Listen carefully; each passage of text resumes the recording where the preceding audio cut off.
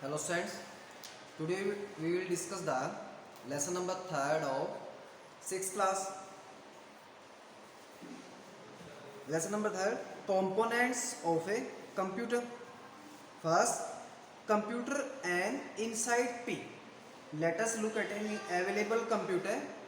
It will typically have many physical parts or devices attached to it that will help to fulfill the IPO functioning. Let us understand these parts of the computer system. अब हम क्या कह रहे हैं कि computer inside P यानी कि computer के अंदर हम कौन कौन से फिजिकल पार्ट्स का यूज करते हैं। तो फिजिकल पार्ट्स हमारे कौन कौन से होते हैं?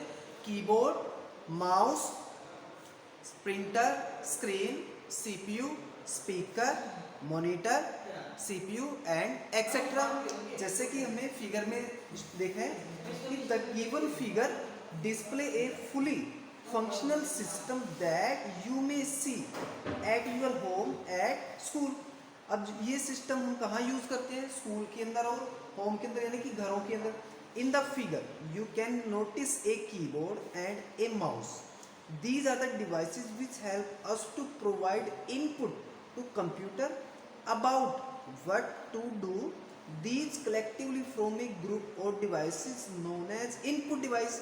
अब इस फिगर के अंदर हमने कीबोर्ड एंड माउस को मेंशन किया है। अब कीबोर्ड एंड माउस का यूज हम किस लिए करते हैं?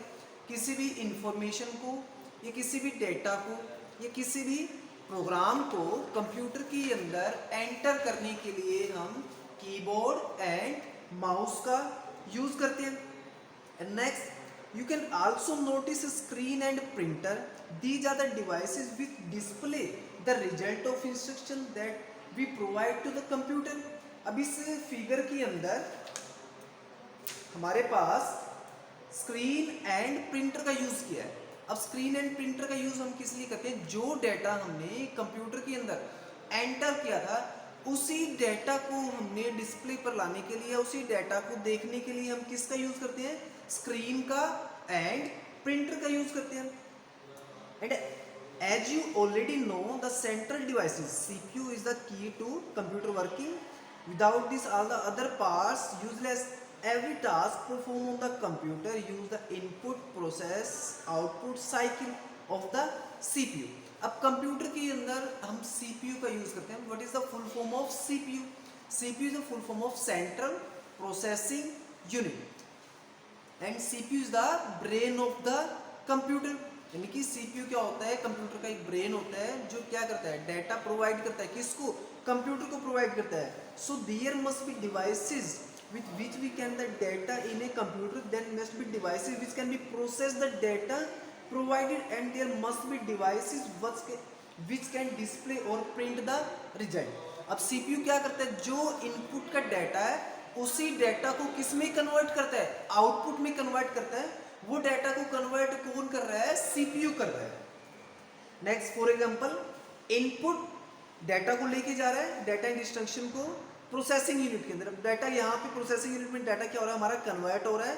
Next, output unit. अब डाटा कन्वर्ट होके हमारा कहाँ जा रहा है? आउटपुट यूनिट के अंदर जा रहा है। फिर प्रोसेसिंग यूनिट से नीचे स्टोरेज यूनिट। अब प्रोसेसिंग यूनिट के अंदर डाटा हमारा स्टोर हो जा रहा है और उसको स्टोरेज होने को कौन कर रहा है? Storage device. डाटा को स्टोर कौन कर रहा है? Storage device.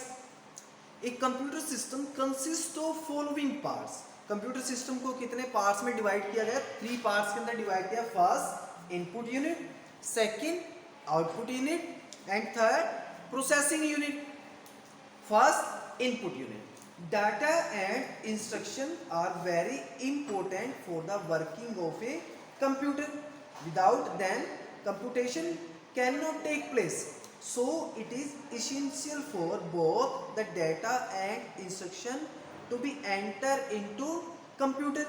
This task is successfully carried out by using an input। अब इनपुट यूनिट के बारे में हम बात कर रहे हैं तो इनपुट डिवाइस किसे कहते हैं? जिस डिवाइस का यूज करके हम किसी भी डेटा को या किसी भी इंफॉर्मेशन को या किसी भी मटेरियल को हम कंप्यूटर के अंदर एंटर करते हैं, उस डिवाइस को हम क्या कहेंगे? इनपुट डिवाइस कहेंगे। अब इनपुट डिवाइस हमारे कौन कौन से होते हैं? Keyboard, mouse, joystick, scanner etcetera. For example keyboard. अब कीबोर्ड हमें क्या काम आता है, किसी भी इंफॉर्मेशन को या किसी भी लेटर को या किसी भी मैथमेटिकली फंक्शन को कंप्यूटर के अंदर एंटर करने के लिए, लेके जाने के लिए हम किसका यूज कर रहे हैं, कीबोर्ड का। For example data and instruction are very important for working of a computer. अब हम जो कंप्यूटर के अंदर वर्क करते हैं वो वर्क हमारा किस फॉर्म में होता है, डाटा एंड इंस्ट्रक्शन की फॉर्म में होता है। अब वो डाटा एंड इंस्ट्रक्शन कंप्यूटर के अंदर हमारे कैसे एंटर करेंगे, कि इनपुट डिवाइसेस का यूज करके। अब इनपुट डिवाइसेस के अंदर कौन से डिवाइसेस का यूज करेंगे, कीबोर्ड का, माउस का, ओसीआर का, ओएमआर का, स्कैनर का। अब फॉर एग्जांपल स्कैनर। अब स्कैनर क्या वर्क करता है, स्कैनर के अंदर हम किसी भी फोटो को या किसी भी इमेज को स्कैन कर सकते हैं। Next second, output unit. What is accepted from a computer after you have entered the data and instruction into system? It is the desired output. The output unit is employed for this job. The output unit supply the information and result in the form of report and informative screen to the user, thereby sharing the result with the user. Since the computer work on the machine binary code, the result produced after computation are also in the binary format.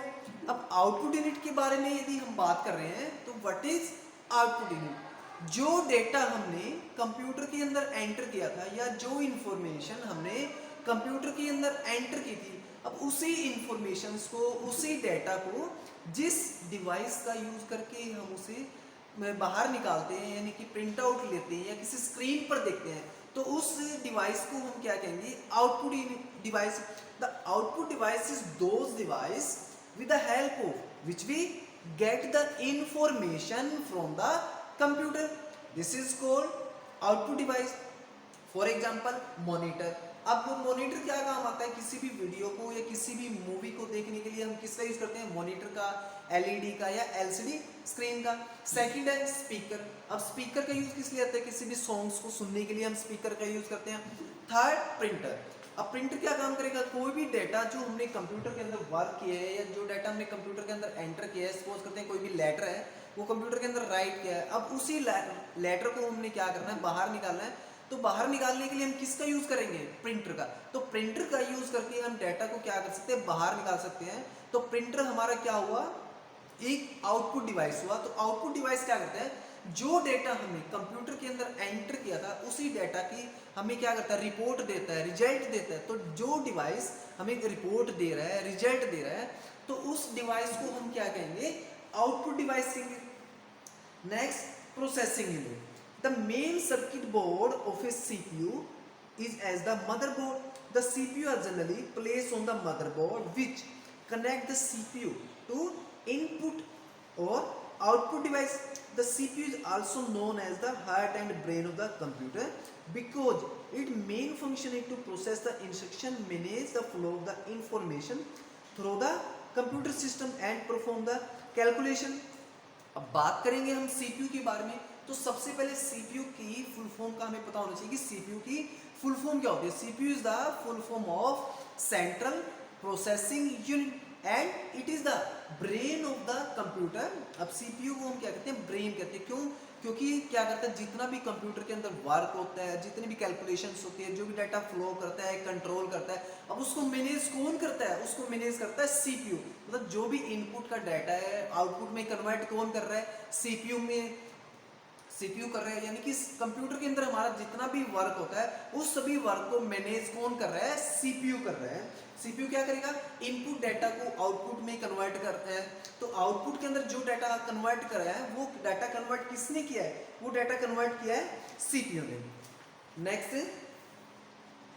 अब कह रहे कि the CPU के 3 parts होते हैं यहाँ पे। First ALU, second CU and third main memory. Firstly discuss the ALU। अब ALU को भी हम 2 पार्ट्स में डिवाइड कर सकते हैं। First arithmetic unit and second logic unit. The unit CPU perform the arithmetic and logic instruction. It consist of A number of register. These registers are of very small capacity and contain the data instruction which are to be executed. ALU 2 type arithmetic section and logic section. अब arithmetic unit and logic unit के बारे में हम बात करें तो arithmetic क्या होता है, जिस यूनिट के अंदर हम 4 ऑपरेशंस का यूज करते हैं। 4 ऑपरेशंस कौन से होते हैं हमारे, adding, subtracting, multiplication and division. अब ये 4 ऑपरेशन जिस डिवाइस के अंदर हम यूज कर रहे हैं उस डिवाइस को हम क्या कहेंगे, अर्थमेटिक ऑपरेशन। फॉर एग्जांपल कह रहे हैं कि arithmetic and logic instruction in consist of number of register. इसके अंदर हम रजिस्टर्स का यूज करते हैं। अब रजिस्टर क्या होते हैं, जिस डिवाइस के अंदर हम किसी भी डेटा को टेम्परेरी रूप से या टेम्परेरी फॉर्म के अंदर डाटा को स्टोर कर सकते हैं, उसके हम क्या कहेंगे, रजिस्टर कहेंगे। These register very small capacity and contain the data instruction to be execute. जब हमारा डाटा क्या होता है, एग्जीक्यूट होता है, कौन सी फॉर्म में, टेम्परेरी फॉर्म के अंदर जो डाटा हमारा एग्जीक्यूट हो रहा है तो उसे हम क्या कहेंगे, रजिस्टर। नेक्स्ट है control unit. You must be wondering how does the input device figure out what it name is to feed the data into storage unit. How does the ALU come to know what operations are to be performed on that data? How are the intermediate results stored in the storage unit and sent to be output device? Final result. There is just one answer to all these questions, and the control unit ensure the requirement input available on the instruction are executed in the time. अब control unit के बारे में हम बात कर रहे हैं तो what is control unit. Control unit हम उस यूनिट को कहेंगे जो यूनिट कंप्यूटर के अंदर होने वाली वर्किंग्स को कंट्रोल करता है। For example input unit, output unit, arithmetic unit and logic unit. जो डिवाइसेस इन सभी यूनिट्स को कंट्रोल करता है तो उस यूनिट को हम क्या कहेंगे, control unit. For example computer के अंदर हमारा जितना भी वर्क होता है उस सभी वर्क को कंट्रोल कौन कर रहा है, कंट्रोल यूनिट। जो भी डाटा आ रहा है या जो डाटा जा रहा है उस सभी को कौन कंट्रोल कर रहा है, कंट्रोल यूनिट। यानी कि कंप्यूटर के अंदर होने वाले जितना भी वर्क है या जो भी वर्क हमारा कंप्यूटर के अंदर हो रहा है उस सभी वर्क को कंट्रोल कौन कर रहा है, उस सभी वर्क को कंट्रोल यूनिट कंट्रोल कर रहा है। नेक्स्ट है main memory. This memory is also known as the primary memory and the central memory of the internal memory. It is characterized by the fact that is the only memory which is contact with the CPU directly. CPU can direct read the content of the memory, and this memory is quite expensive and storage capacity is limited. It is used to store the data program which is being the execute currently.